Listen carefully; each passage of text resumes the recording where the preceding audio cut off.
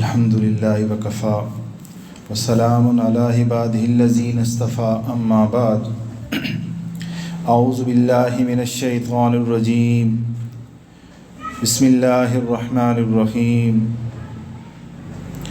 ان الشیطان لکم عدو فاتخذوہ عدوا سبحان ربک رب العزۃ عما یصفون وسلام علی المرسلین والحمد للہ رب العالمین اللہم صلی علی سیدنا محمد وعلی آل سیدنا محمد وبارک وسلم اللہم صلی علی سیدنا محمد وعلی آل سیدنا محمد وبارک وسلم اللہم صلی علی سیدنا محمد وعلی آل سیدنا محمد وبارک وسلم۔ اگر انسان کو اپنے دشمن کا پتہ ہو تو انسان کے لیے اپنے دشمن کے حملوں سے بچنا آسان ہوتا ہے۔ چھپا ہوا دشمن ہو، اگر وہ جسمانی دشمن بھی ہے نقصان دہ ہوتا ہے، مگر اگر وہ روحانی دشمن ہو، چھپا ہوا ہو، نظر نہ آتا ہو تو وہ زیادہ نقصان دہ ہوتا ہے۔ اگر جسمانی دشمن وار کرتا ہے انسان کی جان چلی جاتی ہے، انسان موت کے منہ میں چلا جاتا ہے، اور اگر روحانی دشمن حملہ کرتا ہے تو انسان جہنم کے منہ میں چلا جاتا ہے۔ اب انسان کے بہت سارے دشمن ہیں جن میں ایک سب سے بڑا دشمن شیطان بھی ہے۔ اللہ رب العزت فرماتے ہیں ان الشیطان لکم عدو فاتخذوہ عدوا، یقین جانو کہ شیطان تمہارا دشمن ہے۔ اب اللہ رب العزت ہمیں فرما رہے ہیں، قرآن میں فرما رہے ہیں، یقین جانو کہ شیطان تمہارا دشمن ہے، اسی لیے اس کو دشمن ہی سمجھتے رہو۔ اب اللہ رب العزت کی طرف سے ہمیں حکم بھی آ گیا، نصیحت بھی آ گئی، بتا بھی دیا گیا شیطان ہمارا دشمن ہے، اور یہ ملعون ایسا بدبخت و مردود ہے، یہ اللہ کا بھی دشمن ہے اور اللہ کے بندوں کا بھی دشمن ہے، یعنی ہمارے رب کا بھی دشمن ہے اور ہمارا بھی دشمن ہے۔ اب ہمیں اس شیطان کے مکر و فریب کا اگر پتہ چل جائے تو اس سے بچنا کافی حد تک آسان ہو جاتا ہے۔ جیسے چور کو اگر پتہ لگ جائے کہ اس مالک کو میرے بارے میں پتہ ہے تو اس گھر میں آنا جانا چھوڑ دیتا ہے۔ اب اگر شیطان کو پتہ لگ جائے، شیطان کو سمجھ آ جائے کہ اس انسان کو، اس بندے کو میرے مکر و فریب کا پتہ ہے تو وہ اس سے نا امید ہو جاتا ہے، اس سے نا امید ہونا شروع ہو جاتا ہے۔ اس لیے علماء نے اس موضوع پہ بڑی کتابیں لکھی ہیں۔ امام ابن جوزی رحمہ اللہ نے ایک کتاب لکھی ہے تلبیس ابلیس، اب اس کا اردو میں بھی ترجمہ اویلیبل ہے، ہمیں چاہیے ہم اس کو بھی پڑھیں۔ اب آئیے شیطان کی کہانی قرآن کی زبانی سمجھتے ہیں کہ اللہ رب العزت نے قرآن میں ہمیں شیطان کے بارے میں کیا بتایا۔ اللہ تعالیٰ نے قرآن مجید میں شیطان کی پوری ہسٹری بیان کر دی۔ اللہ تعالیٰ نے ارشاد فرمایا کان من الجن، وہ جنات میں سے تھا۔ پہلا سوال یہ ہوتا ہے کہ جس بندے کے بارے میں، جس کے بارے میں ہمیں بتایا جا رہا ہے وہ کون ہے؟ تو قرآن کہتا ہے وہ جنات میں سے تھا۔ اب اس نے بڑی عبادت کی، زمین کے چپے چپے کے اوپر اس نے سجدے کیے، حتیٰ کہ اس نے اتنی کثرت عبادت کی کہ اس کا نام طاؤس الملائکہ پڑ گیا۔ اب جب اللہ رب العزت نے حضرت آدم کو پیدا کیا اور فرمایا کہ دنیا میں میرا خلیفہ ہوگا، اور فرشتوں کو حکم دیا اسجدوا لآدم، تو سب فرشتوں نے سجدہ کر دیا، مگر یہ شیطان مردود، اس نے سجدہ کرنے سے انکار کر دیا۔ چنانچہ ارشاد باری تعالیٰ ہوا ابا واستکبر وکان من الکافرین، اس نے انکار کیا اور متکبرانہ رویہ اختیار کیا اور کافروں میں شامل ہو گیا۔ اب اللہ رب العزت نے پوچھا تم نے سجدہ کیوں نہ کیا؟ تو کہنے لگا अना खैरुम मिन्हु खलक़तनी मिनन नार व खलक़तहु मिन तीन, मैं इस आदम से बेहतर हूँ, तूने मुझे आग से पैदा किया और इसको मिट्टी से पैदा किया। बजाय मानने के आगे से हुज्जतें लॉजिक लड़ाना शुरू कर दिया, साथ दलाइल देने लग गया, मैं तो आग से पैदा हुआ हूँ, आग के शोले ऊपर की तरफ उठते हैं, ये आदम तो मिट्टी से बना हुआ है, मिट्टी का झुकाव नीचे की तरफ होता है, लिहाजा मैं इस आदम से बेहतर हूँ, मैं इसको सजदा नहीं करूँगा, तो मैं तो आला हूँ, मैं इस पस्त चीज़ को क्यों सजदा करूँ। सजदे से इनकार करके शैतान ने दो काम किए। पहला काम ये किया, इसने इजमा की मुखालफत की, और पूरी दुनिया में इजमा का मुखालिफ पहला ये शैतान है। सारे फरिश्ते एक तरफ, ये अकेला एक तरफ, सारे अल्लाह की नूरानी मखलूक फरिश्ते एक तरफ, सारे सजदा कर रहे हैं, ये एक उसमें इनकारी है। गोया ये कह रहा है, ए अल्लाह आपने तो मुझे हुक्म दे दिया कि मैं आदम को सजदा करूं, फरिश्ते भी सजदा करेंगे, लेकिन मैं नहीं मानता, मैं आपकी भी नहीं मानता, फरिश्तों की भी नहीं मानता, और मैं वो करूंगा जो मेरे दिल में आएगा। तो गोया उसने पहला इजमा का इनकार कर दिया। फिर दूसरा काम इसने ये किया, इसने बहुत बुरा क़यास किया और कहा मैं आदम से बेहतर हूँ। होना तो ये चाहिए था, परवरदिगार जिसको बेहतर बनाता है वो बेहतर होता है, परवरदिगार जिस चीज़ का हुक्म देते हैं वही हमारे लिए खैर होती है। लेकिन यहाँ पे अब एक उलमा ने अजीब नुक्ता लिखा है, इस बंदे को, इस शैतान को क्या नशा चढ़ा हुआ था कि अल्लाह रब्बुल इज़्ज़त के सामने आ गया। तो उलमा ही इसका जवाब देते हैं, इसको मैं का नशा था, यानी अपने आप को बड़ापन होने का नशा था।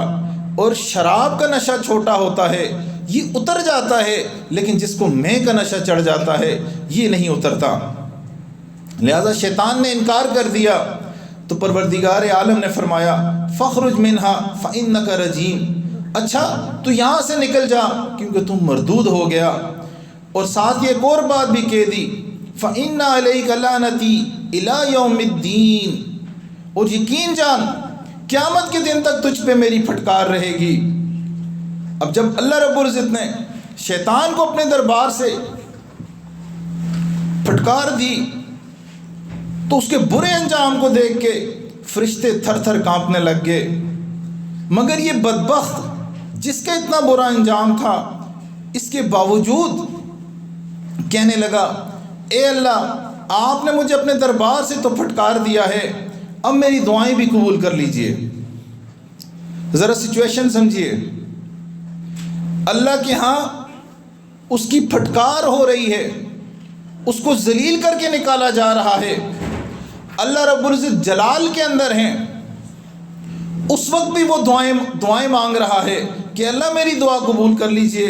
यहाँ उलमा ने एक नुक्ता लिखा है, चूँकि शैतान को अल्लाह रब्बुल इज़्ज़त से मार्फत हासिल थी, उसके पास इल्म था, इसलिए उसको मालूम था कि अल्लाह रब्बुल इज़्ज़त की एक सिफ्त रहमत भी है और एक सिफ्त गज़ब भी है। अगर अल्लाह रब्बुल इज़्ज़त किसी वक्त गज़ब का मुज़ाहरा करें तो ये रहमत की सिफ्त अलग नहीं हो जाती। ऐन गुस्से के आलम में, ऐन जलाल के आलम में भी अल्लाह रब्बुल इज़्ज़त की रहमत की सिफ्त साथ रहती है। अगर जिस वक्त अल्लाह रब्बुल इज़्ज़त को बड़ा गुस्सा है, बड़ा जलाल है, लेकिन ये आलम है, समझ रहा था कि रहमत भी साथ है, इसीलिए उसने साथ दुआ मांगी, ए मेरे परवरदिगार तू मुझे उस दिन तक के लिए मोहलत दे दे जिस दिन लोगों को दोबारा ज़िंदा किया जाएगा। अब अल्लाह रब्बुल इज़्ज़त ने क्या फरमाया, चल तुझे उन लोगों में शामिल कर लिया गया जिन्हें मोहलत दे दी। यहाँ उलमा ने एक अजीब नुक्ता लिखा है, हमारे लिए समझने के लिए एक अजीब नुक्ता लिखा है। देखें, शैतान अल्लाह रब्बुल इज़्ज़त को चैलेंज कर रहा है, अल्लाह रब्बुल इज़्ज़त के हुक्म की नाफरमानी कर रहा है, अल्लाह रब्बुल इज़्ज़त जलाल के अंदर हैं। उस वक्त भी जो उस जलाल का सबब बना, जो उस गुस्से का सबब बना, जो उस गज़ब का सबब बना, वो भी अल्लाह से दुआ मांगे, अल्लाह उस वक्त भी दुआएं कबूल करते हैं। तो ए उम्मत मुहम्मदिया, अगर हम अल्लाह रब्बुल इज़्ज़त को राज़ी करें, اللہ کی عبادت کریں، اللہ کے سامنے قیام کریں، اللہ کے سامنے رکوع کریں، اللہ کے سامنے سجدہ کریں، اللہ کا ذکر کر کے پھر ہاتھ اٹھا کے اللہ رب العزت سے مانگیں۔ این اللہ جب خوشی کے عالم میں ہوں، اللہ ہم سے راضی ہوں، تو ہماری دعائیں وہ کیوں نہیں قبول کرے گا؟ اب شیطان مردود جنت سے نکل گیا، اب اس کو ایک فکر کھائی جا رہی تھی، میں طاؤس الملائکہ تھا، میں اتنا قریب تھا، مجھے دھتکار دیا گیا، میں جنت سے نکل گیا، لیکن حضرت آدم تو جنت میں ہیں، تو اس کو بھی میں جنت سے نکالوں گا۔ اب وہ سوچتا رہا، اس نے پلاننگ کی کیسے نکالوں۔ اب اس کو پتہ تو تھا اگر میں کوئی بات کروں گا تو حضرت آدم علیہ السلام پہ یقین کرنا ان کے لیے بہت مشکل ہوگا، میں ان کو یقین نہیں دلا سکوں گا۔ پھر اس کو بات سمجھ آئی، حضرت آدم کے ساتھ حضرت اماں حوا بھی وہاں پہ ہیں، تو ٹارگٹ اماں حوا کو بنایا جائے، وہ ایک عورت ہیں، لہٰذا ان کے سامنے جا کے بات کی جائے، شاید وہ بہک جائیں۔ اب اللہ رب العزت نے حضرت آدم اور حضرت اماں کو جنت میں رہنے کا فرمایا، ساتھ یہ بھی بتا دیا کہ دیکھو تم جنت میں رہو لیکن اس درخت کا پھل نہ کھانا۔ اب یہ شیطان ابلیس اماں حوا کے پاس جاتا ہے، ان کے دل میں یہ خیال ڈالتا ہے اگر تم یہ پھل کھا لو گی، اگر آپ دونوں یہ پھل کھا لو گے تو ہمیشہ ہمیشہ کے لیے جنت میں رہو گے۔ اب یہ خیال آنا تھا تو اماں حوا حضرت آدم علیہ السلام کے پاس آئیں اور ان کو یہ بات بتائی کہ اگر ہم یہ پھل کھا لیں تو ہم ہمیشہ ہمیشہ کے لیے یہاں پہ رہیں گے۔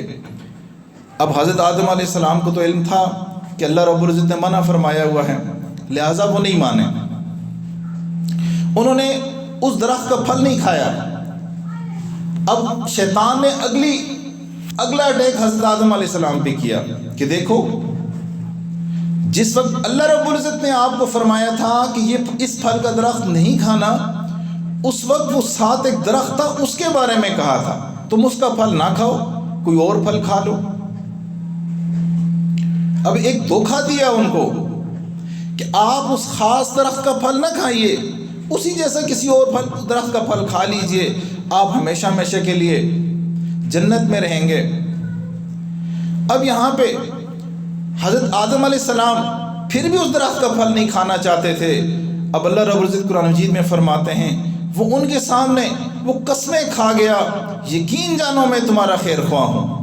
اب جب کوئی بندہ قسمیں کھائے، اللہ کی قسمیں کھائے اور جنت کے اندر قسمیں کھائے تو بندے کو یقین آ ہی جاتا ہے۔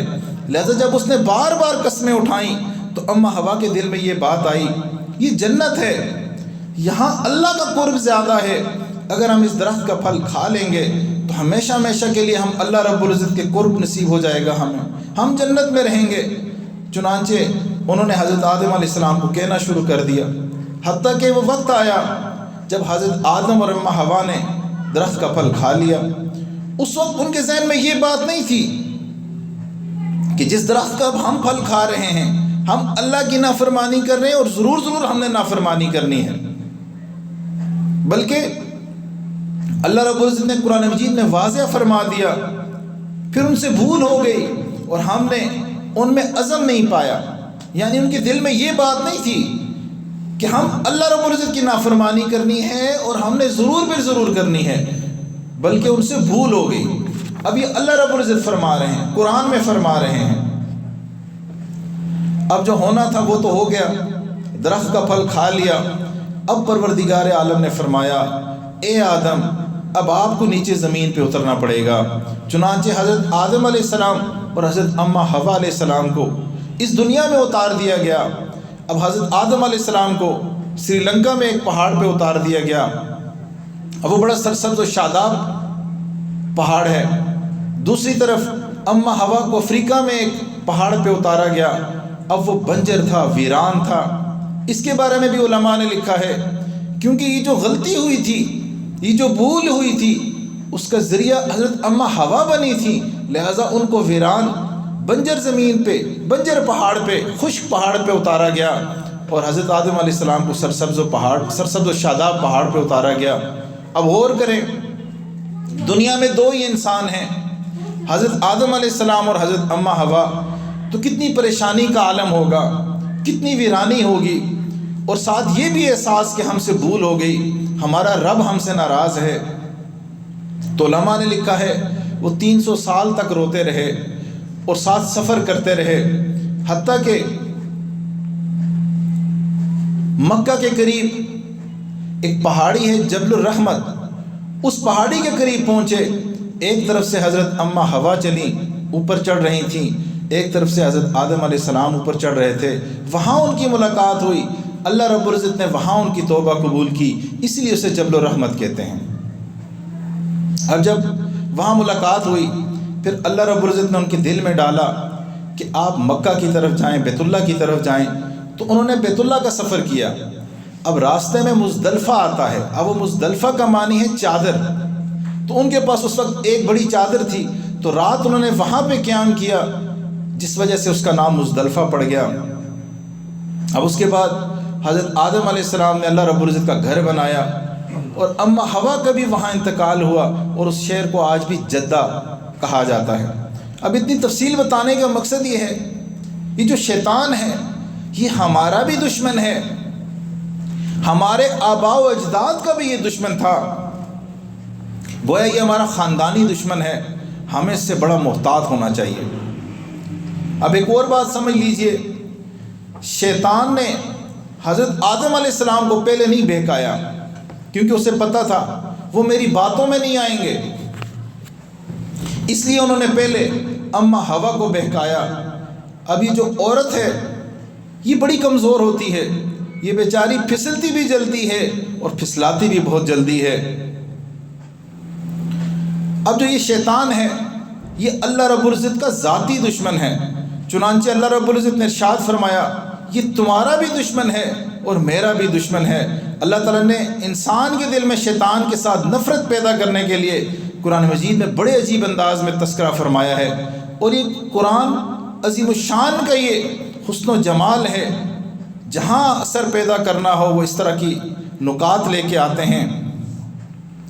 اللہ رب العزت قرآن مجید میں فرماتے ہیں، اے آدم کے بیٹو، اے آدم کی بیٹیوں، شیطان کو ایسا موقع ہرگز نہ دینا کہ وہ تمہیں اسی طرح فتنے میں ڈال دے جس طرح اس نے تمہارے ماں باپ کو جنت سے نکالا تھا، جبکہ ان کا لباس ان کے جسم سے اتروا لیا تھا تاکہ وہ ان کو ایک دوسرے کی شرم کی جگہیں دکھا دے۔ اب شیطان کے ساتھ جو دشمنی پیدا کرنے کا ایک اچھوتا انداز ہے، یہی بات اب آپ کو ایک مثال سے میں سمجھا دیتا ہوں۔ فرض کریں اگر کسی بندے کو یہ بتایا جائے کہ تمہارے والدین کو کچھ لوگوں نے گھر سے باہر نکال دیا تھا، اس تک یہ خبر پہنچے گی، اس کو غصہ آئے گا کہ بھئی میرے والدین تھے، اس بندے میں جرت کیسی ہوئی، یہ میرا کیسا دشمن ہے کہ جو میرے والدین کو میرے اپنے گھر سے نکال دیتا ہے۔ اب اسی کو ایک درجے اور دیکھیں، اب اس کو اطلاع ملی کچھ بندوں نے میرے والدین کو گھر سے باہر نکالا، اور ایک بندے نے یہ مشورہ دیا کہ ان کو بے لباس کر دیا جائے، تو انسان کو اور غصہ آتا ہے کہ اتنا کوئی کمینہ شخص ہے، یہ اتنا گھٹیا شخص ہے، یہ کیسی باتیں کر رہا ہے۔ یہی بات ہمیں قرآن میں سمجھا دی کہ شیطان مردود اتنا گھٹیا بندہ ہے، اتنے مکر و فریب والا ہے کہ اس نے آپ کے آباء و اجداد کو بھی جنت سے نکالا تھا، بے لباس کیا تھا۔ دیکھو تم ہرگز اس کے فتنے میں نہ پڑ جانا، اس سے محتاط رہنا، یہ تمہارا دشمن ہے۔ اب دیکھیں ایک نکتے کی بات، یہ جو شیطان ہے یہ اللہ رب العزت کا ذاتی دشمن ہے، لہٰذا اللہ رب العزت نے بھی شیطان سے اپنی ذات کے ساتھ پناہ مانگنے کے لیے تعوذ ہمیں سمجھایا۔ اب اس میں صفاتی نام ہی استعمال کیا، اپنا ذاتی نام اللہ استعمال کیا، تاکہ اے میرے بندو جب تم مجھے پکارو گے میں تمہاری حفاظت کروں گا۔ اب مفسرین نے نقطہ لکھا ہے کہ اللہ تعالیٰ نے تعوذ میں ذاتی نام اس لیے استعمال کیا کہ اللہ تعالیٰ بتانا چاہتے تھے، اے میرے بندے یہ شیطان میرا ذاتی دشمن ہے، جب تمہیں اس سے پناہ مانگنی ہو تو میرا ذاتی نام لے کے پکارنا، میں تمہیں اس سے بچا کر دکھاؤں گا۔ چنانچہ اگر انسان صبح کے وقت 10 دفعہ اعوذ باللہ من الشیطان الرجیم پڑھ لے تو شام تک اس کی حفاظت ہو جاتی ہے، شام کو پڑھ لے تو صبح تک حفاظت ہو جاتی ہے۔ اب یہاں ایک سوال پیدا ہوتا ہے، اگر یہ شیطان اتنا ہی برا ہے تو اللہ رب العزت نے اس کو پیدا کیوں کیا؟ یہ پیدا ہی نہ ہوتا، مسئلہ ہی نہ ہوتا، ہماری جان چھوٹ جاتی۔ ایک عربی کا مقولہ ہے کہ جو دانا بندہ ہوتا ہے اس کا کوئی بھی کام دانائی سے خالی نہیں ہوتا۔ اب اللہ رب العزت نے شیطان کو پیدا کیا ہے، اس میں ضرور حکمتیں ہوں گی، اور بہت ساری حکمتیں ہیں۔ ایک حکمت یہ تھی کہ اگر حضرت آدم اور حضرت آدم کی جو اولاد ہے اس کو زمین کے اوپر کوئی باطل طاقت نہ ملتی، کوئی بہکانے والا نہ ملتا، تو جب وہ حق کی طرف آتے تو ان کو اللہ رب العزت کیسے اجر عطا کرتے؟ کوئی تو نیگیٹو فورس تھی جس نے انسان کو بہکانے کی کوشش کی، انسان بہکا نہیں، اللہ رب العزت کے حکموں کو، نبی علیہ السلام کے طریقوں کے مطابق وہ عمل کرتا رہا، لہٰذا اب اس کو اس کا اجر ملتا ہے کہ بھئی شاباش، تم نے کمال کر دیا، تم نے اتنی مخالفت کے باوجود بھی تم نے اللہ کے حکموں کو نہیں توڑا، اب اس کے اوپر اس کا اجر بنتا ہے۔ دوسرا نقطہ دیکھیں، اگر آگ نہ ہوتی تو ہود کی خوشبو کیسے ظاہر ہوتی؟ آگ کے اوپر ہود کو جلایا جاتا ہے، گرمایا جاتا ہے، اس کے بعد اس کی خوشبو آتی ہے۔ اب اگر شیطان نہ ہوتا، شیطان پیدا ہی نہ ہوتا تو ہمیں نیکی کے اجر کا کیسے پتہ لگتا؟ پھر تو سارے ہی سارے نیک تھے، ہمیں کیسے پتہ لگتا کس نیکی کا زیادہ اجر ہے، اس کا کیا مرتبہ ہے؟ تیسری بات، علماء نے تیسری جو حکمت لکھی ہے وہ یہ ہے کہ اگر انسان دنیا میں آتا اور شیطان نہ ہوتا اور اپنے نفس کی وجہ سے کوئی گناہ کر جاتا تو پھر اس کی معافی کے چانس ختم ہو جاتے کہ بھئی گناہ ہی اس نے کیے ہیں لہذا سزا اس کو ملے گی۔ اب چونکہ شیطان پیدا ہو گیا، یہ اللہ کا دشمن ہے، تو اللہ رب العزت جب محشر کے دن جس بندے کو بھی بخشنا چاہیں گے اس کے سارے گناہ اٹھا کے شیطان کے سر پہ ڈال دیں گے اور اس بندے کو اس کی بخشش کر دیں گے۔ اب دیکھیں، ایک ایسی شخصیت مل گئی، ایک ایسا شیطان مردود مل گیا کہ جس کی بخشش کرنی ہے اس کے گناہ اٹھا کے اس کے سر پہ ڈال دیے۔ تو شیطان کے پیدا کرنے میں بھی انسان کے لیے فائدے ہی فائدے ہیں، حکمتیں ہی حکمتیں ہیں۔ اگر آپ غور کریں، اللہ رب العزت قرآن مجید میں جا بجا فرماتے ہیں جہاں انسان سے بھی غلطی ہوئی وہ بھی اٹھا کے شیطان کے اوپر لگا دیتے ہیں، اس کے سر پہ تھوم دیتے ہیں، جس کی ایک مثال میں بیان کر دیتا ہوں۔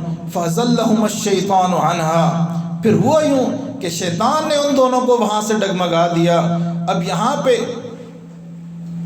انداز مخاطب ہونا دیکھیں، انداز قرآنی دیکھیں، یہاں پہ حضرت آدم اور حضرت اماں حوا علیہ السلام پہ اللہ رب العزت نہیں فرما رہے کہ ان سے غلطی ہوئی، انہوں نے ایسا کیا، بلکہ یہ سارا کا سارا الزام شیطان پہ آ گیا۔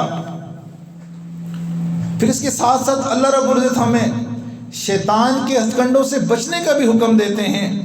فرماتے ہیں، اللہ رب العزت فرماتے ہیں، اے آدم کے بیٹو، کیا میں تمہیں یہ تاکید نہیں کر دی تھی کہ تم شیطان کی عبادت نہ کرنا؟ وہ تمہارا کھلا دشمن ہے، اور یہ کہ تم میری عبادت کرنا، یہی سیدھا رستہ ہے۔ ایک اور جگہ ارشاد فرمایا، اِنَّهُ عَدُوٌّ مُضِلٌّ مُبِينٌ، حقیقت یہ ہے کہ وہ ایک کھلا دشمن ہے جو غلط راستے پہ ڈال دیتا ہے۔ ہمارا وہ کھلا دشمن ہے، اس کے پیچھے جو چلے گا وہ اس کو غلط راستے پہ ڈال دے گا۔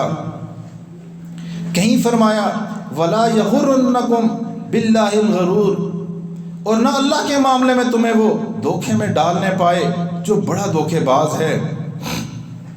ان آیات میں اللہ تعالیٰ نے خوب واضح کر دیا کہ تم نے شیطان کے ہتھکنڈوں سے بچنا ہے اور میرا بندہ بن کے زندگی گزارنی ہے۔ اب دیکھیں، شیطان کو جب مہلت ملی تو وہ کہنے لگا، یا رب، چونکہ تو نے مجھے گمراہ کیا ہے اس لیے اب میں قسم کھاتا ہوں کہ ان انسانوں کو بھی میں دنیا کو دلکش بنا کے بتاؤں گا، اور ان میں سے سب کے سب گمراہ ہو جائیں گے، ان سب کو میں گمراہ کروں گا۔ اب یہ ہمارے کھلے دشمن کی باتیں ہیں، یہ اللہ کے سامنے کہہ رہا ہے۔ پھر وہ کہنے لگا تو ان میں اکثر لوگوں کو شکر گزار نہیں پائے گا۔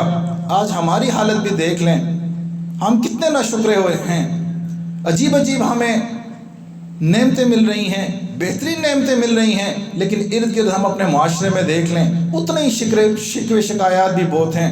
اصل میں یہ شیطان کا حملہ ہوتا ہے۔ لیکن اب اللہ رب العزت نے کیا جواب ارشاد فرمایا؟ ان عبادی لیس لک علیہم سلطان، یقین رکھ جو میرے بندے ہیں ان پہ تیرا کوئی زور نہیں چلے گا۔ اب یہاں علماء نے ایک نقطہ لکھا ہے، ان بندوں پہ زور نہیں چلے گا، اس سے کیا مراد ہے؟ کیا ان سے کبھی گناہ ہی نہیں ہوگا؟ نہیں، اس سے مراد یہ ہے کہ شیطان ان کو کسی ایسے گناہ میں مبتلا نہیں کرے گا کہ جس کی توبہ ممکن نہ ہو، ایسے گناہ میں مبتلا نہیں کرے گا کہ نہیں کر سکے گا کہ جس سے توبہ ممکن نہ ہو، یعنی شرک میں نہیں ڈال دے گا، اور اسی طرح کے کسی ایسے گناہ میں نہیں ملوث کرے گا۔ اب شیطان کی کوششوں کی طرف آتے ہیں۔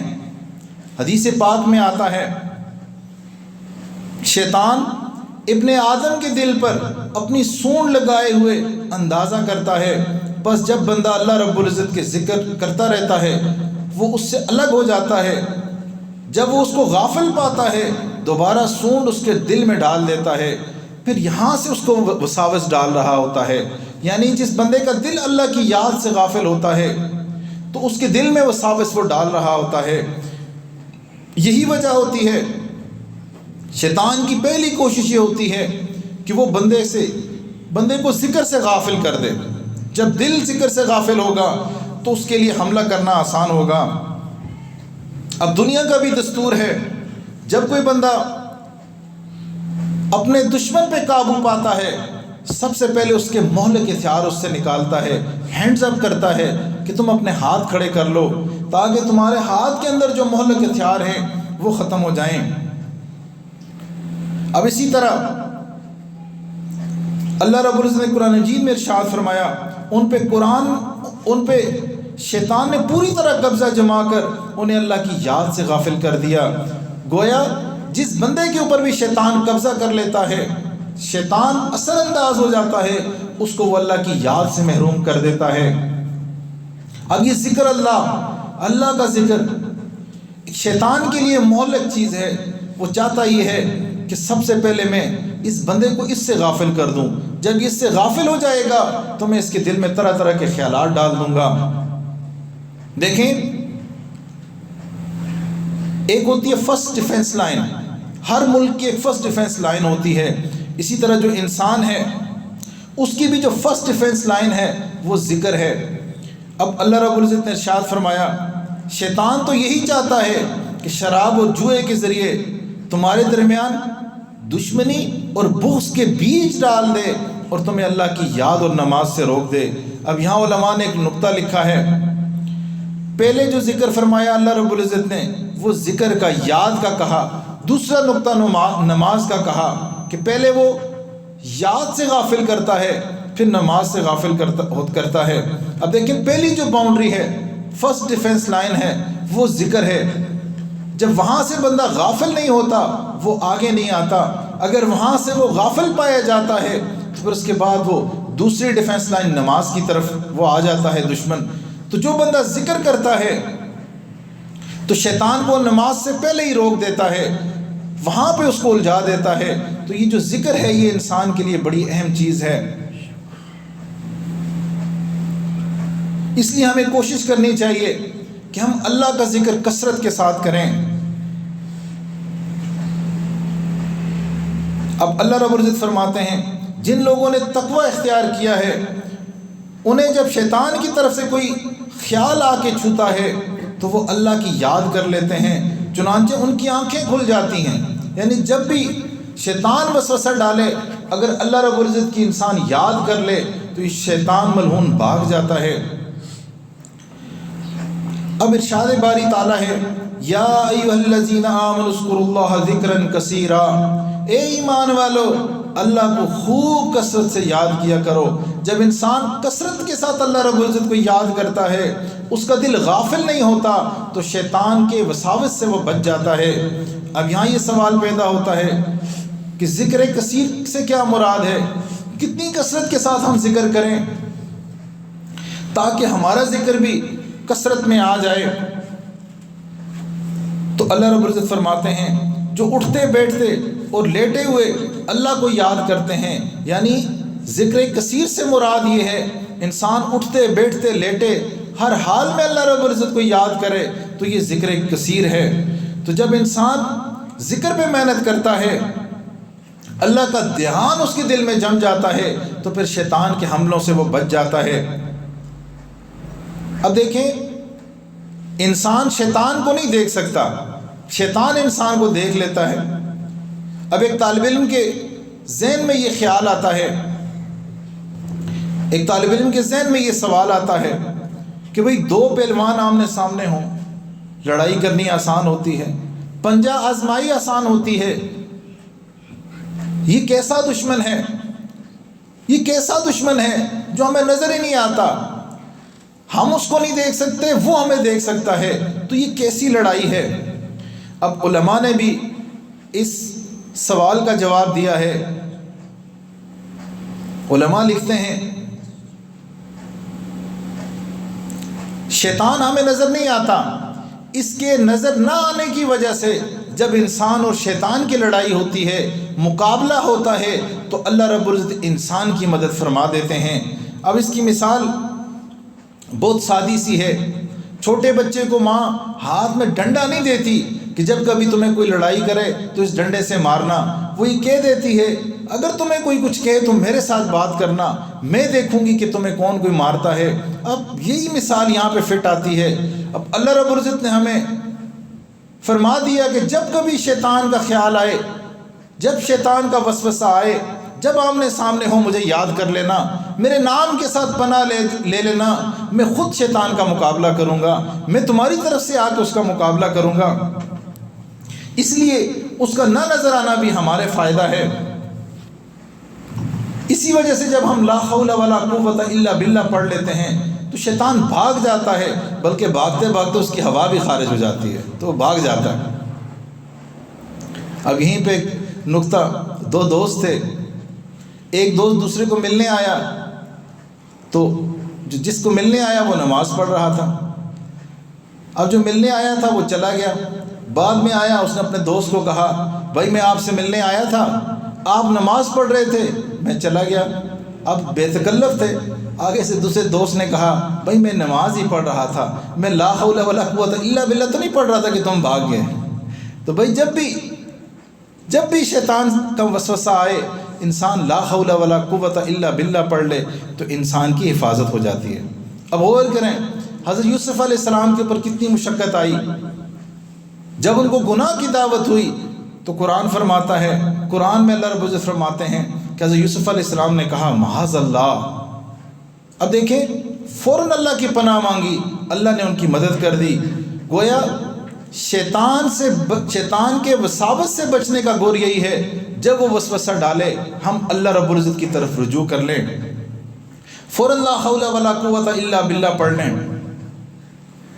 اب یہاں پہ ایک اور نقطے کی بات، وسوسہ انسان کے دل میں آتا ہے۔ اب کون سا وسوسہ شیطان کی طرف سے آتا ہے، کون سا وسوسہ نفس کی طرف سے آتا ہے؟ اب اس کے لیے علماء نے بڑی سمپل بات بتا دی۔ اگر انسان کے دل میں وسوسہ آتا ہے، انسان اس کو چھٹک دے، اس پہ عمل نہ کرے، فوراً ایک دوسری آپشن سامنے آ جائے، تیسری آپشن سامنے آ جائے، تو یہ شیطان کا وسوسہ ہوتا ہے۔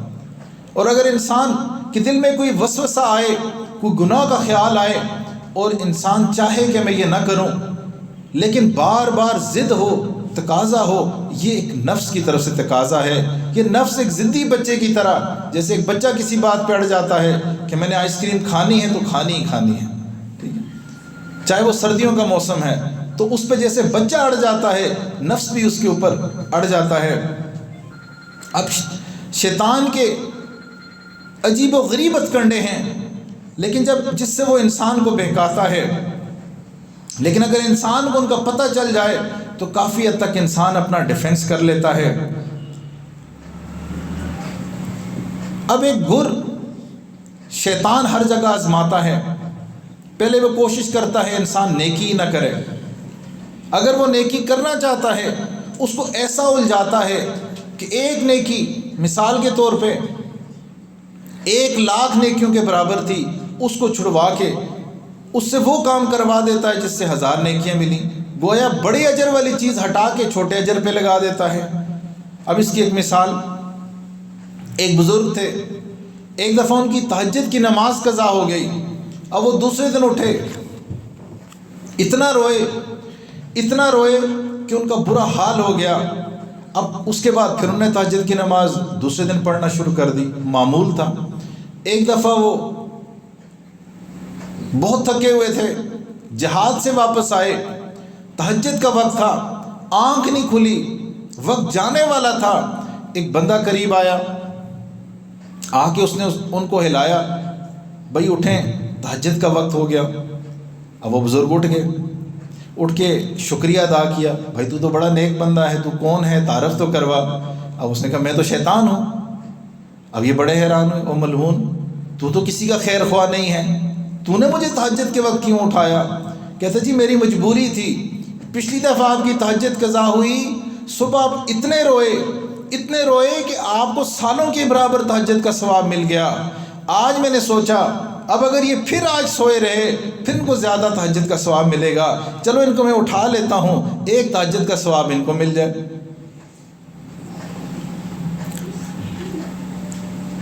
اسی طرح ایک بندے دیوار کے سائے میں سوئے ہوئے تھے، ایک بندہ دیوار کے سائے میں سویا ہوا تھا، شیطان آیا، آ کے ان کو اٹھایا کہ جی جلدی کریں، اٹھیں، یہ دیوار گرنے والی ہے اور آپ کی موت واقع ہو جائے گی۔ انہوں نے فوراً وہاں سے چارپائی اٹھائی، سائڈ پہ ہو گئے، جیسے وہ سائڈ پہ ہوئے اسی وقت دیوار گری۔ اب یہ ان کو تو نہیں پتہ تھا یہ شیطان ہے، یہ بڑے ممنون ہوئے، بھائی تو بڑا اچھا بندہ ہے، تو نے میری جان بچائی، اپنا تعارف تو کروا۔ اس نے کہا جی میں شیطان ہوں۔ اس بندہ نے کہا بھائی تو نے میری جان کیسے بچائی، تو کسی کا خیر خواہ نہیں ہے، تو بنی آدم کا خیر خواہ نہیں ہے۔ تو کہنے لگا جی مجھے یہ خطرہ تھا کہیں آپ پہ دیوار گر گئی، آپ کو شہادت کا مرتبہ مل جائے گا، تو میں نے سوچا آپ کی جان بچا دیتا ہوں تاکہ آپ کو شہادت کا مرتبہ نہ ملے۔ اب یہ ملعون اس کے ہر عمل کے اندر بظاہر اچھا بھی لگ رہا ہو، دل فریب بھی ہو، نقصان انسان کا ہوتا ہے۔ اب وجہ یہ ہے کہ یہ اللہ کا بھی دشمن ہے، اللہ کے بندوں کا بھی دشمن ہے۔ اب جو ازدواجی زندگی ہے، کیونکہ نکاح جو ہوتا ہے وہ اللہ رب العزت کے نام کی وجہ سے ہوتا ہے، تو اس کو نکاح سے بڑی چڑ ہے، اچھی ازدواجی زندگی سے اس کو بڑی چڑ ہے۔ اس کی کوشش یہ ہوتی ہے ہر وقت میاں بیوی میں کوئی رنجش ہو، ازدواجی حالات ٹھیک نہ ہوں۔ اب وہ طرح طرح کے فتنے فطور خامدوں کے دلوں میں ڈالتا رہتا ہے۔ اب وہ خامد دوستوں کی مجلس میں ہو پھول کی مانند ہوتا ہے، ہنستا کھیلتا ہے، لیکن جب گھر کے اندر آتا ہے وہ کریلے کے مانند ہوتا ہے، کریلا وہ بھی نیم چڑھا ہوا، اتنی کڑواہٹ ہوتی ہے۔ اب باہر وہ ٹھیک ہے، گھر میں آتا ہے رویہ بدل جاتا ہے، غصہ کرنا شروع کر جاتا ہے۔ اب نوجوان آتے ہیں، بعض دفعہ بات بھی کرتے ہیں، جی حضرت کیا کریں، باہر ٹھیک ہوتے ہیں، گھر کے اندر آتے ہیں غصہ آ جاتا ہے، پارا ہائی ہو جاتا ہے۔ اب وجہ یہ ہوتی ہے کہ شیطان کو سوار ملا ہوا ہوتا ہے، جیسے بندہ گھر میں آتا ہے دعائیں نہیں پڑھتا، شیطان اس کے اوپر حاوی ہو جاتا ہے۔ شیطان پہلے اختلاف ڈلواتا ہے، حتیٰ کہ نوبت جھگڑے تک آتی ہے، جھگڑے کے بعد وہ طلاق کے الفاظ نکلوا دیتا ہے۔ جب عقل ٹھکانے آتی ہے تو بعض میں وہ خود ہی کے فیصلہ کر دیتے ہیں جی غصے میں ہوئی تھی، اور بعض تو ایسی بدبختی غالب ہوتی ہے، اس کے باوجود بھی زندگی ایسے ہی اکٹھے گزارتے ہیں اور ساری زندگی گناہ کبیرہ میں زندگی گزار رہے ہوتے ہیں۔ ہمارے دشمن نے، ہمارے ازلی دشمن نے دیکھیں کیسا کام کر دیا، دونوں میں اختلاف بھی ڈال دیا، ساری زندگی کے لیے گناہوں میں بھی ملوث کر دیا۔ اب ایک مرتبہ ایک آدمی نے شیطان کو دیکھا، اس نے کہا مردود تو بڑا بدماش ہے، تو نے کیا فساد مچایا ہوا ہے، تو آرام سے بیٹھ جا تو پوری دنیا میں امن ہی امن ہو جائے۔ اب اس مردود نے آگے سے جواب دیا، اس شیطان نے جواب دیا جناب میں کیا کرتا ہوں، میں تو خالی انگلی لگاتا ہوں۔ اب وہ بندہ بڑا حیران ہوا، بھائی تو کیسے؟ تو پاس ایک حلوائی کی دکان تھی، اس نے تھوڑا سا شیرہ لیا، ایک دیوار پہ انگلی لگا دی، اس شیرے کے پیچھے مکھی آئی، مکھی کو دیکھ کے اس کے پیچھے چپکلی آئی۔ ایک بندہ دکان کے قریب تھا، اس نے چپکلی مارنے کے لیے دیوار پہ اپنا جوتا پھینکا، وہ جوتا آ کے اس حلوائی کی مٹھائی میں گر گیا، حلوائی اور اس کی لڑائی شروع ہو گئی۔ اب ایک طرف سے جوتا مارنے والے کے دوست آگے، دوسری طرف سے حلوائی کے دوست آگے، اور بہت بڑا جھگڑا بن گیا۔ اب شیطان نے اس بندے کو کہا دیکھو میں تو کچھ نہیں کرتا، میں تو خالی انگلی لگاتا ہوں۔ اب غور کریں، اس ملعون مردود کی انگلی لگانے سے اتنا بڑا جھگڑا پیدا ہو جاتا ہے، تو یہ مردود جب خود حملہ کرتا ہے تو یہ کتنی تباہی مچا دیتا ہے۔ اب جو غصے میں شیطان بڑا کردار ادا کرتا ہے، شیطان ایسے کام کرواتا ہے کہ انسان کو غصہ آ جائے۔ جب انسان غصے میں آ جاتا ہے پھر سارے کے سارے کام اس کا نفس کروا دیتا ہے۔ اس لیے مومن کو چاہیے کہ وہ صبر و تحمل سے رہے، ایسے کاموں سے بچ جائے کہ اس کو ناجائز غصہ نہ آئے، اس کا علاج کرائے۔ یہ ایک روحانی بیماری ہے اور اس کا علاج میں ممکن ہے کہ انسان کا غصہ شریعت کے تابع ہو جائے۔ اب امام غزالی رحمہ اللہ نے اپنی کتاب احیاء العلوم میں لکھا ہے، جب کسی انسان کو غصہ آتا ہے تو شیطان اس کے ساتھ ایسے کھیلتا ہے جیسے کوئی بچہ گیند کے ساتھ کھیلتا ہے۔ اب کسی بچے کو دیکھیں، وہ گیند کے ساتھ کیسے کھیل رہا ہوتا ہے، کبھی ادھر پھینک رہا ہوتا ہے، کبھی ادھر پھینک رہا ہوتا ہے۔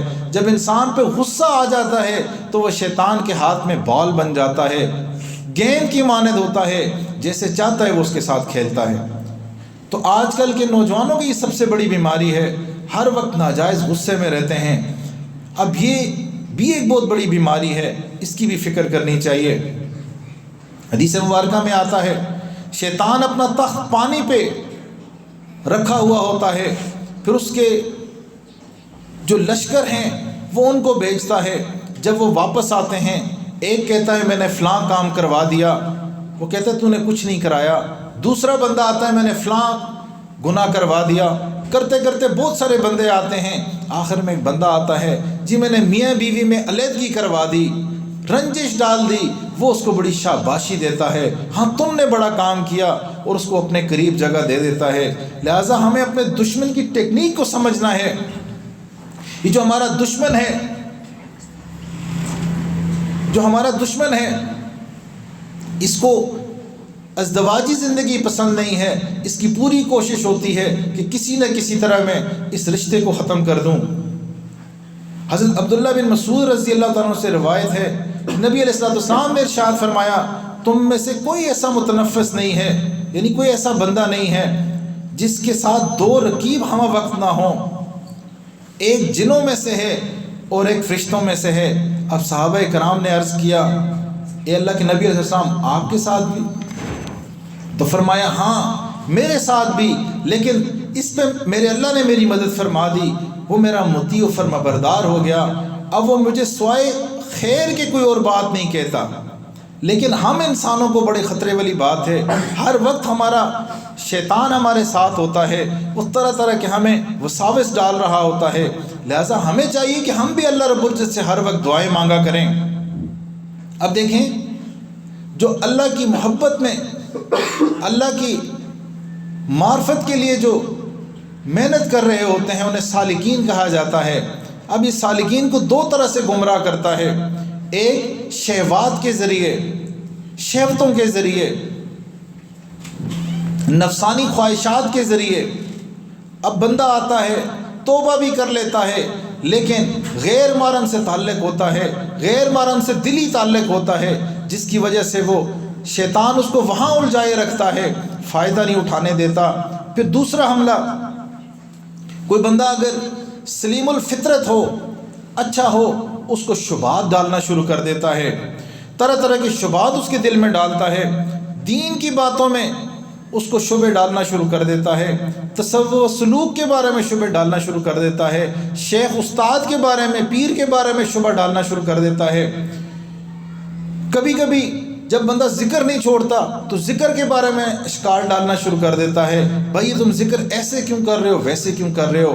اب مسئلہ کیا ہوتا ہے شیطان کو کہ کسی طرح میرا داؤ چل جائے اور یہ بندہ ذکر چھوڑ دے۔ اب دیکھیں، شیطان انسانوں کے سامنے گناہوں کو ہلکا کر کے پیش کرتا ہے، لہذا حدیث مبارکہ میں آیا ہے مومن اپنے گناہوں کو اس طرح دیکھتا ہے گویا وہ ایک پہاڑ کے نیچے بیٹھا ہوا ہے اور ڈر رہا ہے کہیں یہ پہاڑ اس کے اوپر نہ گر جائے، اور بدکار اپنے گناہوں کو مکھی کے برابر سمجھتا ہے جو اس کی ناک پر سے گزرتی ہے وہ اس کو اڑا دیتا ہے۔ اب بدکار بندہ شیطان کے شکنجے میں ہوتا ہے، شیطان اس کو ہلکا ہلکا سب بنا کے پیش کرتا ہے، لہذا وہ بھی گناہوں پہ گناہ کر رہا ہوتا ہے۔ ایک اور حملہ جو سالکین پہ ہوتا ہے، شیطان اس کے سامنے اس کے اعمال اس کو خوبصورت بنا بنا کے پیش کر رہا ہوتا ہے، وہ اپنے دل کے اندر اپنا فین بنا ہوتا ہے۔ اب بعض دفعہ وہ شریعت پہ پابندی نہیں ہو رہی ہوتی اور اپنے آپ کو وہ سالک سمجھ رہا ہوتا ہے، نیک بندہ سمجھ رہا ہوتا ہے، یعنی اوپر سے لا الہ اور اندر سے کالی بلا بنا ہوتا ہے۔ اب یہ ساری چالیں شیطان کی ہوتی ہیں، وہ اس کو دھوکے میں ڈال کے رکھتا ہے، تو بڑا نیک بندہ ہے۔ اب جو یہ شیطان ہے یہ انسان کے ایمان کا ڈاکو ہے، اس لیے یہ ہمارا سب سے بڑا دشمن ہے۔ اس کی دلیل ہمیں اس طرح ملتی ہے، اللہ رب العزت نے انسانوں کی جانوں کی حفاظت کے لیے فرشتے مقرر کیے، جیسے انسان اس دنیا میں گھومتے پھرتے ہیں، جن بھی گھومتے پھرتے ہیں، اور بعض اس میں اتنے طاقتور ہوتے ہیں ان کا بس چلے تو وہ انسانوں کو ختم کر دیں، لیکن فرشتے حفاظت فرما رہے ہوتے ہیں۔ لیکن جب معاملہ شیطان کا آتا ہے اللہ رب العزت خود اس کے مقابلے میں آتے ہیں۔ بندے کی ایمان کی جب باری آتی ہے تو اللہ رب العزت فرماتے ہیں کہ تم مجھ سے پناہ مانگو، میرے نام سے پناہ مانگو۔ گویا انسان کا ایمان اس کی جان سے زیادہ قیمتی ہے، لہذا ہمیں اس کی فکر کرنی چاہیے۔ امام غزالی رحمہ اللہ فرماتے ہیں شیطان ہمارا ایسا بڑا دشمن ہے جو کبھی رشوت قبول نہیں کرتا، نہ رشوت قبول کرتا ہے اور نہ ہی خوشامد قبول کرتا ہے۔ بعض انسان کے دشمن ہوتے ہیں، بندوں کو رشوت دے وہ ٹل جاتے ہیں، بعض لوگوں کی پاؤں پکڑ لے، خوشامد کر لے تو وہ راضی ہو جاتے ہیں، لیکن یہ ایسا دشمن ہے کہ راضی نہیں ہوتا۔ اب دو خطرناک بیماریاں میں عرض کر دیتا ہوں۔ حضرت نوح علیہ السلام کے بارے میں آتا ہے، وہ اپنی امتیوں کے ساتھ کشتی میں سوار ہوئے۔ اب انہوں نے ہر مخلوق کے لیے ایک جوڑا رکھا ہوا تھا، ایک جوڑے کو وہ کشتی میں لے کے آئے۔ وہاں کچھ لوگوں نے دیکھا ایک بوڑھا بندہ اکیلا ہے، لوگوں نے اس کو پکڑا، حضرت نوح علیہ السلام کے سامنے لے آئے کہ حضرت اس بندے کو ہم نہیں پہچانتے یہ کون ہے، باقی سارے جوڑا اور یہ ایک بندہ۔ اب حضرت نوح علیہ السلام نے اس سے پوچھا بتاؤ بھائی تم کون ہو؟ تو وہ کہنے لگا جی میں شیطان ہوں۔ تو آپ نے سن کے فرمایا تو بڑا چلاک اور بدماش ہے، تو اس کشتی میں آ کے بیٹھ گیا۔ کہنے لگا جی مجھ سے غلطی ہو گئی، آپ مجھے چھوڑ دیں۔ اب حضرت نوح علیہ السلام نے فرمایا تمہیں ہم ایسے نہیں چھوڑیں گے، تو پہلے ہمیں اپنے گر بتا جن سے تو انسانوں کو بہکاتا ہے۔ اب اس نے آگے سے کہا جی میں آپ کو بتا دیتا ہوں، لیکن میرے ساتھ آپ وعدہ کریں، اس کے بعد آپ مجھے چھوڑ دیں گے۔ حضرت نوح علیہ السلام نے وعدہ فرما لیا۔ اب اس نے اپنے دو باتیں بتائیں، دو گر بتائے۔ پہلا حسد، کہ جی میں حسد کے ذریعے حسد کروا کے انسانوں کو تباہ کرتا ہوں، بلکہ میں خود حسد کی وجہ سے جنت سے نکال دیا گیا۔ پھر دوسری بات حرص، یہ بھی وہ بیماری ہے جس کے ذریعے میں انسانوں کو گمراہ کرتا ہوں، اور آپ کے آباء و اجداد حضرت آدم علیہ السلام اور حضرت اماں حوا علیہ السلام کو بھی میں نے اس حرص کی وجہ سے، اس بیماری کی وجہ سے، اس جال کی وجہ سے جنت سے نکلوایا۔ اب ہمیں چاہیے ہم بھی ان بیماریوں کا خیال رکھیں اور اپنا علاج کروائیں۔ ایک مرتبہ حضرت موسیٰ علیہ السلام کی شیطان سے ملاقات ہو گئی۔ انہوں نے پوچھا تم کون ہو؟ وہ کہنے لگا میں شیطان ہوں۔ انہوں نے فرمایا تم لوگوں کو گمراہ کرنے کے لیے بڑے ڈورے ڈالتے ہو، تمہارے تجربے میں کون سی بات آئی وہ کہنے لگا آپ نے بڑی عجیب بات پوچھ لی ہے. پھر کہنے لگا میری 3 باتیں میری تجربات کا نچوڑ ہیں. پہلی بات یہ، کسی غیر محرم کے ساتھ تنہائی میں نہ بیٹھنا، کیونکہ میں مرد کے دل میں عورت کی کشش ڈال دیتا ہوں، عورت کے دل میں مرد کی کشش ڈال دیتا ہوں، اور یہ کام میں اپنے چیلوں سے نہیں کرواتا، یہ میں خود کرتا ہوں. دوسری بات، جب کبھی اللہ رب العزت کے ساتھ کوئی بندہ وعدہ کرتا ہے اس کو چاہیے کہ وہ فوراً پورا کر لے، ورنہ میں کوشش یہ ہوتی ہے کہ میں وہ وعدہ توڑوا دوں. مثال کے طور پہ کوئی بندہ کہتا میں آج سے نماز شروع کروں گا، میں کوئی خاص کام کروں گا، خاص نیکی کا کام کروں گا، تو وہ فوراً کر لے، ورنہ میں اس سے توڑوا دیتا ہوں وعدہ. اور تیسری بات، جب کوئی صدقہ کی نیت کرے اس کو چاہیے کہ وہ فوراً کر لے، ورنہ میری کوشش یہ ہوتی ہے میں اس کو بھلا دوں، اور جس کو میں بھلا دیتا ہوں اس کو یاد بھی نہیں رہتا کہ میں نے نیت کی بھی تھی یا نہیں. اب حدیث پاک میں آیا ہے عورتیں شیطان کی رسیاں ہیں، عورتیں شیطان کا ایسا جال ہیں جس میں آدمی پھنسی جاتا ہے. حسن بن صالح رحمہ اللہ فرماتے ہیں میں نے سنا ہے شیطان عورت سے کہتا ہے تو میرا آدھا لشکر ہے اور تو میرے لیے ایسے تیر کی مانند ہے، جب میں مارتا ہوں تو وہ نشانہ خطا نہیں کرتا، اور تو میری بھید کی جگہ ہے، اور تو میری حاجت پہ لانے والی کاسد کا کام کرتی ہے. یہی وجہ ہے شیطان نے مردوں کو عورتوں کے ذریعے تباہ کر دیا اور عورتوں کو مال کے ذریعے تباہ کر دیا. تزکیہ نفس نہ ہو، نوجوان ہوگا یا بوڑھا ہوگا، بد نظری کا مریض ہوگا. اب ہمارے جو اسلاف ہیں اس عورت کے فتنے سے بڑے ڈرتے تھے. حضرت ابو ہریرہ رضی اللہ عنہ کے بارے میں آتا ہے جب وہ بوڑھے ہو گئے، بال سفید ہو گئے، اس وقت یہ دعا مانگا کرتے تھے اے اللہ میں زنا اور چوری سے آپ کی پناہ مانگتا ہوں. کسی نے یہ دعا سنی تو پوچھا آپ صحابی رسول ہو کر بوڑھے ہو کر بھی ایسی دعا مانگ رہے ہیں؟ فرمانے لگے میں کیسے اپنے نفس سے بے خوف ہو جاؤں، حالانکہ ابلیس ابھی زندہ ہے. ہمارے ایک سلسلے کے شیخ تھے حضرت خواجہ عبد المالک صدیق، حضرت خواجہ عبد المالک رحمہ اللہ چوک قریشی والے. ان کے بارے میں آتا ہے کہ ایک دفعہ وہ کسی اپنے مرید کے گھر میں گئے. اب وہ بوڑھے تھے، جس کے گھر گئے اس کی بیوی نے آگے پردے کا اہتمام نہ کیا. انہوں نے فوراً اپنے اس مرید کو بلایا اور کہا بھائی اپنی بیوی کو پردے کا اہتمام کرواؤ، میں بوڑھا ہوں، میرا نفس میرا شیطان تو جوان ہے. تب اس مرید کو بات سمجھ آئی اور اس نے فوراً پردے کا اہتمام کیا. ہمیں بھی چاہیے کوئی بھی صورت ہو، کوئی بھی حال ہو، جو شریعت کا حکم ہے پردے کا، ہم اس پہ عمل کریں. اب ایک آخری واقعہ بیان کر کے میں اپنی بات کو ختم کرتا ہوں. ہے واقعہ تھوڑا لمبا لیکن بات ہمیں سمجھا دے گا. حدیث پاک میں بنی اسرائیل کے ایک راہب کا واقعہ گزرتا ہے. برسیسا اس کا نام تھا. اس نے آبادی سے دور ایک عبادت خانہ بنایا ہوا تھا جس کے ارد گرد کھیت تھے. وہاں وہ عبادت کرتا تھا اور اتنا وقت کا خیال کرتا تھا کہ کوشش اس کی یہ ہوتی تھی کہ میرا وقت ضائع نہ ہو. ہر وقت وہ عبادت میں لگا رہتا تھا. اب شیطان نے سوچا اس کے اوپر میں حملہ کروں. اب شیطان مردود جب کسی پہ حملہ کرتا ہے اس کو اسی کے لائن سے حملہ کرتا ہے. اب وہ عبادت گزار تھے، وہ برسیسا عبادت گزار تھا، لہذا اس نے بھی عبادت گزار بن کے اس پہ حملہ کیا. اب شیطان نے یہ نوٹ کیا کہ برسیسا جب بھی عبادت سے تھکتا ہے تو ایک کھڑکی کھلتی ہے اس کی کمرے سے باہر، اس کے پاس وہ تھوڑی دیر آ کے کھڑا ہو جاتا ہے. تو اس ملعون نے ایک عبادت گزار کا روپ دھارا، اس کی کھڑکی کے بالکل سامنے جا کے جیسے بندہ کوئی نماز میں قیام کرتا ہے ویسے کھڑا ہو گیا. اب جیسے برسیسا کی نظر پڑی کہ بھئی یہ کہاں سے آ گیا، اس نے پرواہ ہی نہ کی، وہ لفٹ ہی نہیں کراتا تھا کسی کو، ہر وقت اپنی عبادت میں لگا رہتا تھا. اب 1 دن 2 دن اب مہینوں گزر گئے. جب وہ کھڑکی کے پاس آتے دیکھتے کہ وہ ایک بزرگ ہے، عبادت کر رہا ہے، کبھی قیام کے اندر ہے، کبھی رکوع کے اندر ہے، کبھی سجدے کے اندر ہے.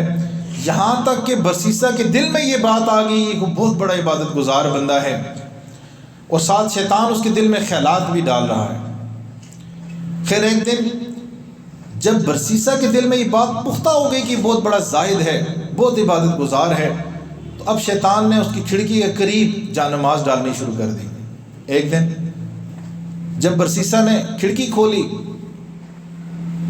اس نے کہا آج تعارف تو کروا دوں۔ تو اس نے پوچھا حضرت آپ کون ہیں، تم کون ہو، اتنی عبادت کرتے ہو، اپنا تعارف تو کرواؤ۔ آگے سے وہ ملعون کہنے لگا تم اپنے کام سے کام رکھو، دوسرے لفظوں میں ڈونٹ ڈسٹرب می، یعنی اس نے لفٹ ہی نہیں کرائی۔ اب کئی دفعہ ایسا واقعہ ہوا۔ ایک دن اللہ کی شان باہر بارش ہو رہی تھی، جب برسیسہ نے پھر کھڑکی کھولی، یہ ملعون اس وقت بھی کھڑا ہوا، عبادت کے روپ دھارا ہوا تھا۔ بالآخر برسیسہ کے دل میں بات آئی، بھئی اتنا نیک بندہ ہے، اس کو میں اندر بلا دیتا ہوں۔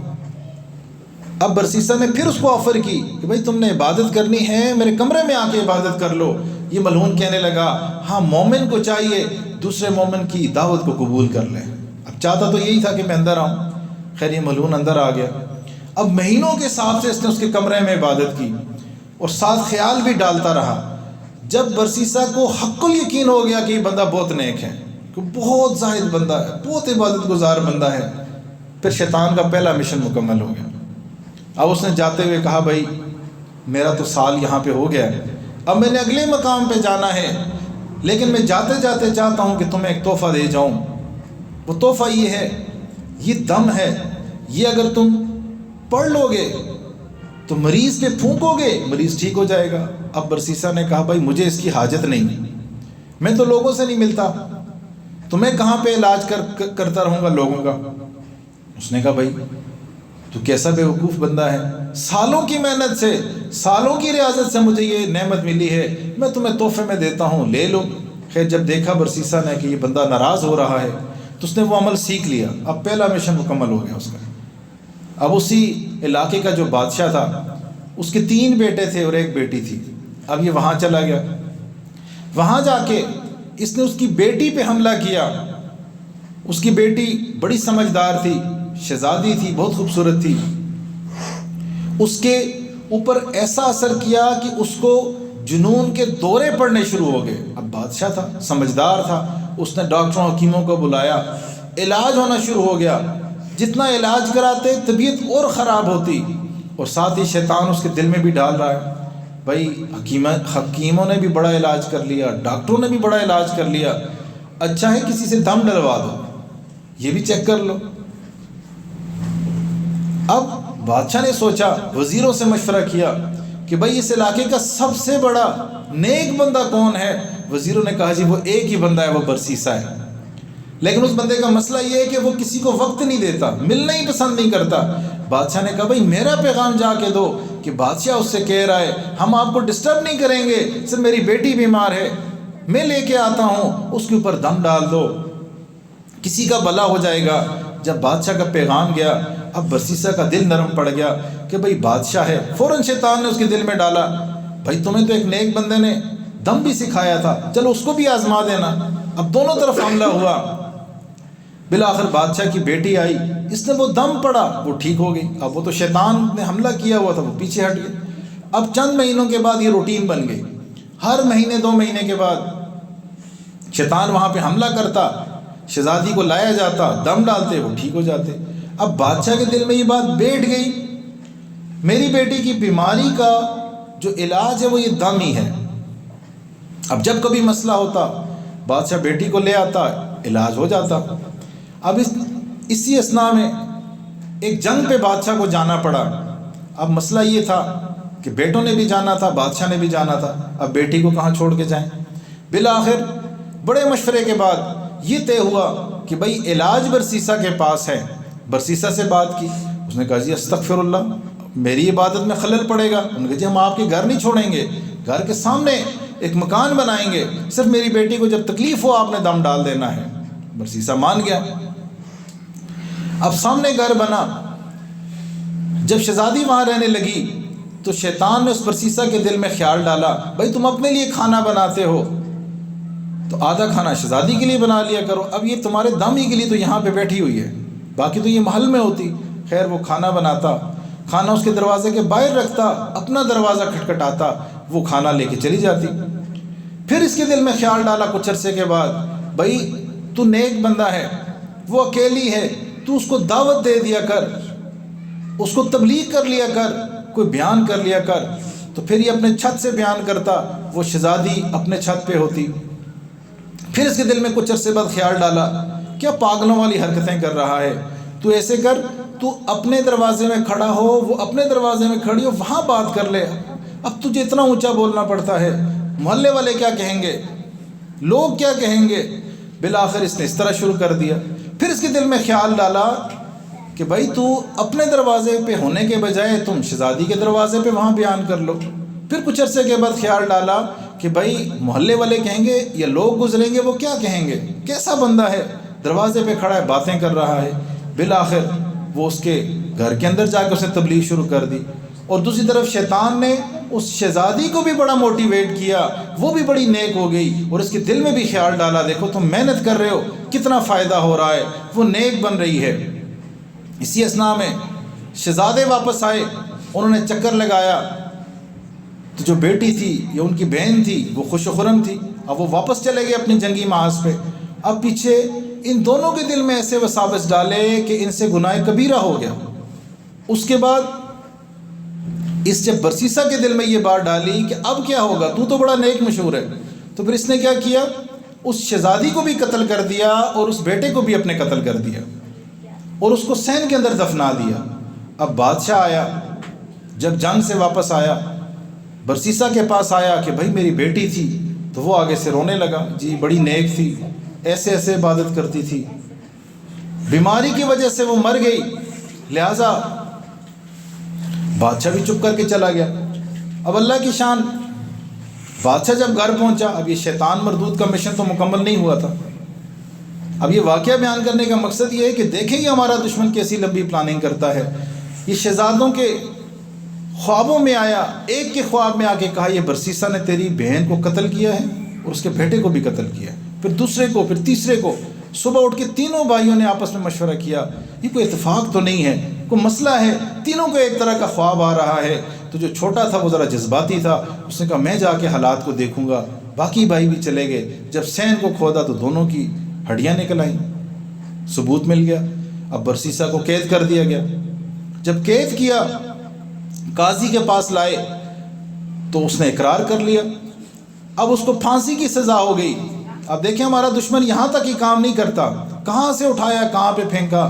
جب پھانسی کا وقت قریب آیا، یہ اسی روپ میں واپس آیا، کہتا ہے برسیسا مجھے پہچانا میں کون ہوں؟ تو اس نے کہا ہاں تو وہی نیک بندہ ہے۔ کہتا ہے نہیں بھائی، میں شیطان ہوں، میں نے یہ سارا کام کیا، میں نے تمہیں امپریس کیا، میں نے تمہیں پہلے قابو کیا، تمہیں دم سکھایا، پھر میں نے شہزادی کے اوپر عمل کیا تاکہ وہ بھی قابو میں آئے، پھر تم سے میں نے یہ گناہ کروایا، پھر تمہیں میں نے قتل کروایا، اور آج تم پھانسی کے پھندے پہ ہو۔ اب میں تمہیں یہاں سے بچا سکتا ہوں۔ اب برسیسا پہلے ہی ڈرا ہوا تھا کہ بھائی کیسے؟ کہتا ہے خدا کا انکار کر دو۔ اب وہ ایسا پریشان ہوا تھا، اس سے یہ حرکت ہو گئی، جیسے اس نے کفر کیا تو جلاد تھا، اس نے وہ رسی کھینچ دی اور وہ بندہ پھانسی پہ لٹک گیا۔ اب سوچیں یہ ملعون کیسی پلاننگ کرتا ہے، ہمیں اس سے کتنا بچنے کی ضرورت ہے، اب ہمیں کتنی فکر کی ضرورت ہے۔ اللہ تعالیٰ سے دعا ہے جو کہا جو سنا اس پہ عمل کرنے کی توفیق عطا فرمائے، اور ہمیں اپنا دشمن پہچاننے کی توفیق عطا فرمائے۔ وآخر دعوانا الحمدللہ رب العالمین۔ توبہ کے کلمات پڑھ لیتے ہیں۔ میں بھی توبہ کی نیت کرتا ہوں، آپ لوگ بھی توبہ کی نیت کر لیں تاکہ اللہ رب العزت کے ساتھ ہماری صلح ہو جائے، اللہ ہماری حفاظت فرما دیں۔ میرے ساتھ ساتھ یہ کلمات پڑھیں، مستورات مناسب آواز سے کہ باہر آواز نہ آئے۔ بسم اللہ الرحمن الرحیم۔ لا الہ الا اللہ محمد الرسول اللہ، آمنت باللہ وملائکتہ وکتبہ ورسلہ والیوم الآخر والقدر خیرہ وشرہ من اللہ تعالی والبعث بعد الموت۔ آمنت باللہ کما ہوا بأسمائه وصفاته وقبلت جميع أحكامه إقرار باللسان وتصديق بالقلب أشهد أن لا إله إلا الله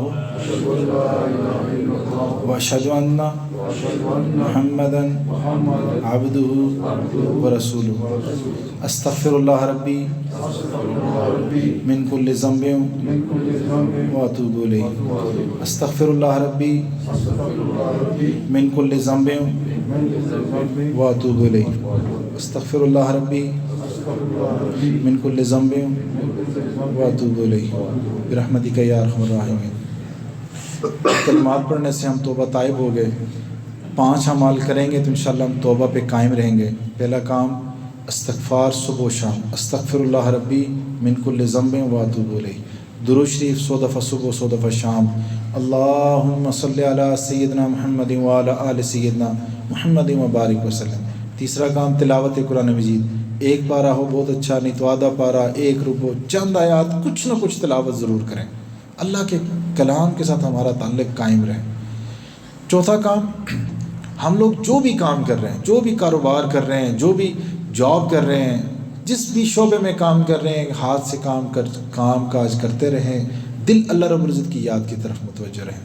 یا اگر کام بہت کمپلیکس ہے، بہت مشکل ہے، بھائی کام شروع کرنے سے پہلے تھوڑی دیر دل کی طرف متوجہ ہو جائیں، دل کی توجہ کو اللہ کی طرف کر کے پھر کام شروع کریں۔ 5واں کام، یہ اینٹی بایوٹک ہے، یہ کریں گے تو انشاءاللہ ہمارے دل کی ظلمتیں ختم ہو جائیں گی، ہمارے قلب کا تصفیہ ہو جائے گا اور نفس کا تزکیہ ہو جائے گا۔ اس کا طریقہ بڑا آسان ہے، صبح و شام نماز کے بعد، یا جس کے لیے جو وقت آسان ہے، بہتر ہے باوضو ہو کے قبلہ رو ہو کے بیٹھ جائیں۔ جو زمین پہ بیٹھ سکتا ہے زمین پہ بیٹھے، اگر جس کو جوڑوں کا مسئلہ ہے کرسی پہ بیٹھ جائیں، آنکھیں بند کر کے اپنی توجہ کو سمیٹ کے دل کے اوپر لگا دیں، خیال سے یہ نیت کریں، یہ خیال سے نیت کرنی ہے، اللہ کی رحمت آ رہی ہے، میرے دل میں سما رہی ہے، میرے دل کی بیماریاں کٹ کٹ کے گر رہی ہیں، میرا دل روشن ہو رہا ہے، اور شکریہ کے طور پہ کہہ رہا ہے اللہ اللہ، اور میں سن رہا ہوں۔ اب تھوڑی دیر اس کی پریکٹس کر لیتے ہیں، اپنی آنکھوں کو بند کر دیجئے، اپنی توجہ کو سمیٹ کے دل کے اوپر لگا دیجئے، اور خیال سے یہ نیت کریں کہ اللہ کی رحمت آ رہی ہے، میرے دل میں سما رہی ہے، میرے دل کی بیماریاں کٹ کٹ کے گر رہی ہیں، میرا دل روشن ہو رہا ہے، اور شکریہ کے طور پہ کہہ رہا ہے اللہ اللہ، اور میں سن رہا ہوں۔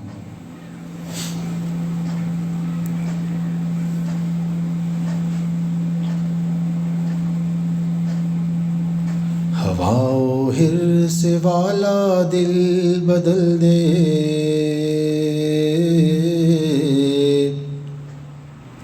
میرا غفلت میں ڈوبا دل بدل دے، بدل دے دل کی دنیا، دل بدل دے،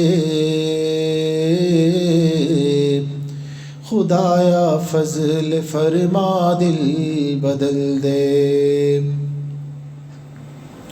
یہ کیسا دل ہے سینے میں الہی،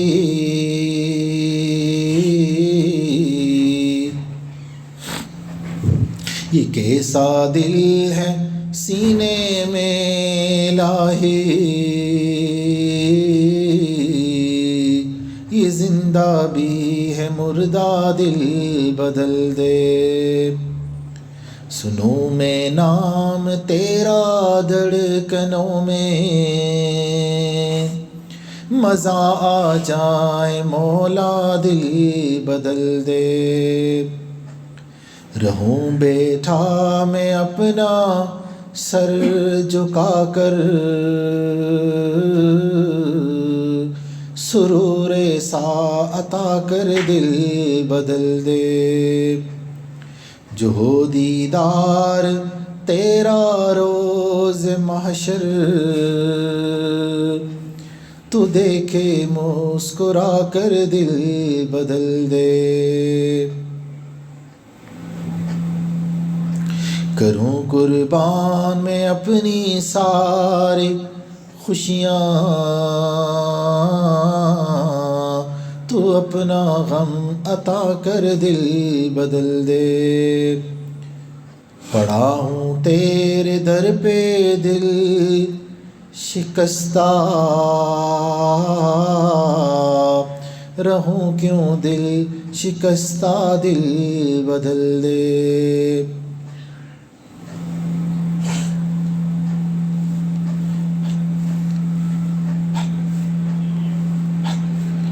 لا الہ الا اللہ محمد رسول اللہ. دعا کر لیجئے. سبحان ربی الاعلی الوہاب. اللہم صلی علی سیدنا محمد وعلی آل سیدنا محمد وبارک وسلم. اے اللہ ہم آپ کے عاجز مسکین بندے ہیں, ہم پہ رحم فرما دیجئے, کرم فرما دیجئے, فضل فرما دیجئے. اللہ ہم کمزور ہیں, آپ قوی ہیں. اللہ قوی کو سجدہ ہے کمزور کی مدد کرے. اللہ ہماری مدد فرما دیجئے. اللہ نفس و شیطان کے معاملے میں ہماری مدد فرما دیجئے. اللہ ہمیں ایک لمحہ بھی نفس و شیطان کے حوالے نہ فرما. اللہ ہمارے صغیرہ گناہوں کو معاف فرما دیجئے. اللہ ہمارے کبیرہ گناہوں کو معاف فرما دیجئے. اللہ جو گناہ دن میں کیے معاف فرما دیجئے, جو راتوں میں کیے وہ معاف فرما دیجئے. اللہ جو گناہ محفلوں میں کیے وہ معاف فرما دیجئے, جو تنہائیوں میں کیے وہ بھی معاف فرما دیجئے. اللہ جو گناہ یاد ہیں وہ بھی معاف فرما دیجئے, جو کر کے بھول گئے وہ بھی معاف فرما دیجئے. اللہ زندگی گزرتی جا رہی ہے, مانند برف پگھلتی جا رہی ہے. اللہ کب تک ہم غفلت والی زندگی گزاریں گے؟ اللہ کب تک ہم بے توجہی والی نمازیں پڑھیں گے؟ اللہ اس سے پہلے کہ لوگ ہمیں کفن پہنائیں ہمیں تقوی کی پوشاک عطا فرما دیجئے.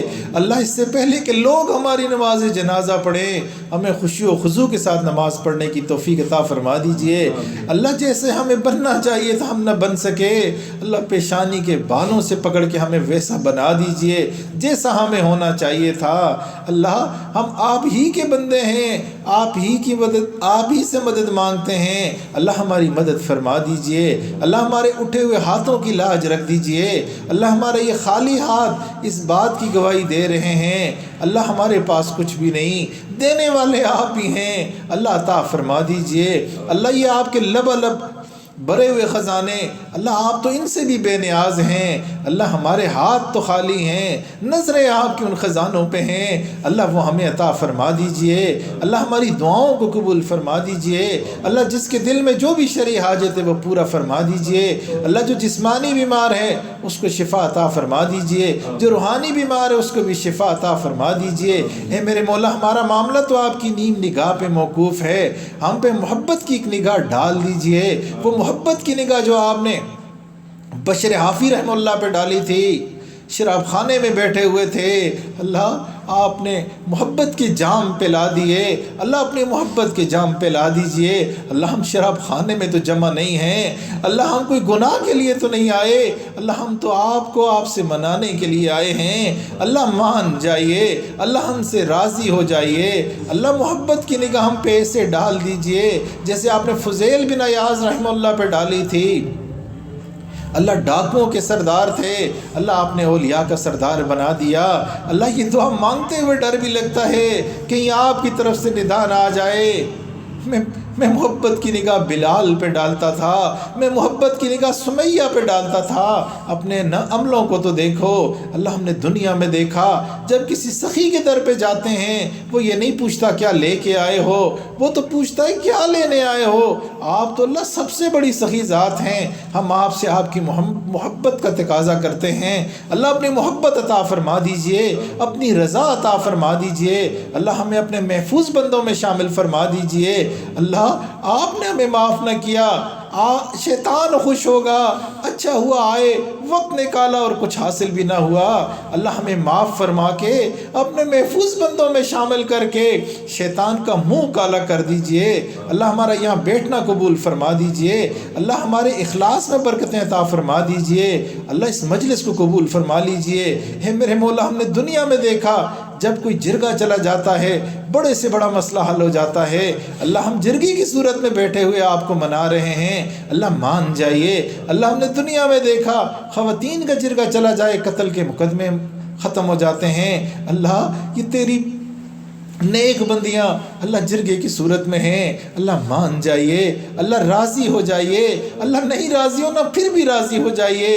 اللہ آپ کے محبوب علیہ الصلوۃ والسلام نے ہمیں تو آپ ہی کا در بتایا، اور ساتھ یہ بھی فرما دیا وہی شقی و بدبخت ہے جو یہاں سے خالی جاتا ہے۔ اللہ ہماری دعاؤں کو قبول فرما دیجئے، شقی و بدبخت ہونے سے بچا دیجئے۔ اللہ موت تو آنی ہے، بس اتنی دعا ہے، پہلے آپ راضی ہوئیے گا، پھر کلمہ طیبہ عطا فرمائیے گا، اور اپنی رضا کی حالت میں اس دنیا سے رخصت ہونے کی توفیق عطا فرما دیجیے گا۔ اللہ قبر کے معاملے آسان فرما دیجیے گا، اللہ محشر کے معاملے آسان فرما دیجیے گا۔ اللہ ہمیں آزادی کی قدر کرنے کی توفیق عطا فرما دیجیے۔ اللہ ہمارا ملک طرح طرح کے بحرانوں میں گھرا ہوا ہے، اللہ اس کی حفاظت فرما دیجیے۔ اللہ ہمیں بہترین حکمران عطا فرما دیجیے، شریعت کا بہترین نظام عطا فرما دیجیے۔ اے میرے مولا ہمارے ملک کے دشمنوں کو ہدایت عطا فرما دیجیے، جن کے نصیب میں ہدایت نہیں ان کو چن چن کے دفع دور فرما دیجیے۔ اللہ علماء طلباء کی حفاظت فرما دیجیے، مساجد مدارس کی حفاظت فرما دیجیے، دعوت و تبلیغ کے کام کی حفاظت فرما دیجیے۔ اللہ جن خانقاہوں میں اللہ اللہ ہوتی ہے ان کی حفاظت فرما دیجیے۔ اے میرے مولا نبی علیہ الصلوۃ والسلام نے سمت کے لیے جتنی بھی خیریں مانگی، اللہ وہ ساری خیریں ہمیں عطا فرما دیجیے۔ جتنے شرور سے پناہ مانگی، اللہ ہمیں سارے شرور سے پناہ عطا فرما دیجیے۔ اللہ اس مدرسے کو قبول فرما دیجیے، اللہ اس کے چاہنے والوں کو قبول فرما دیجیے۔ اللہ ہم سب کی نسلوں میں دین جاری فرما دیجیے، یہاں کی معلمات طالبات کو قبول فرما دیجیے۔ اللہ اس اہل محلہ پہ رحمت فرما دیجیے، اس ٹاؤن پہ رحم فرما دیجیے، اس ملک پہ رحم فرما دیجیے۔ اللہ ہماری دعاؤں کو قبول فرما دیجیے۔ وصلی اللہ تعالیٰ علی خیر خلق محمد وعلی آلہ وصحبہ اجمعین برحمتک یا ارحم الراحمین۔